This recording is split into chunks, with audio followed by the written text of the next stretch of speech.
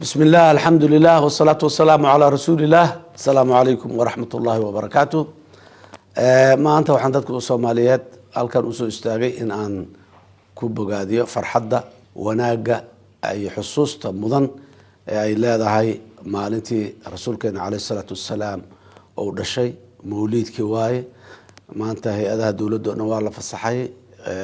qaanuunka dalkan ka mid tahay maalinta mawliidka maalin fasaxayna tahay public holiday waxa afka qalaad lagu yiraahdo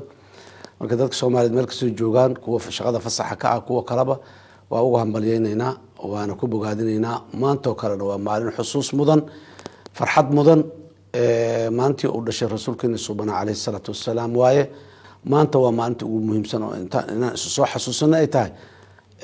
akhlaaqiyadkii dhaqankii subhanahu maxaan ku iraahdaa tawjiihintii ummadda muslimiinta uu hayay diintii oo ilaahay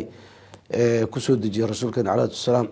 quraan kariimka ah iyo rasuulka intuu joogay hoggaankiisa subhanahu iyo dadku inaan xusno ka sheekeyno ka hadalno isxasuusino maalin mudan waay nabi maxamed calayhi salaatu wassalaam muddadii uu ummadda uu noolaa adduunyada uu joogay maalintii maxaan ku iraahday wixii ugu horeeyay uu soo degay qaarul xira ilaa maalintii uu dhimanayo aayadii ugu dambeysay oo quraanka ay ku soo degaysay inta u dhaxaysay dhaqankiisa sidoo ahaay inaan intaan akhrino inta taqaano akhrisan ummadda ay u sheegto ku daysano daba kacno wixii uu sameey jiray aan sameeyno wixii uu dadka ka celi jiray aan ka harno waaye zamankii uu noolay ka duwan aan ku noolnahay duruufaheena gaarka oo hadda jiro wargeys aan jirin aan leenahay laakiin mar walba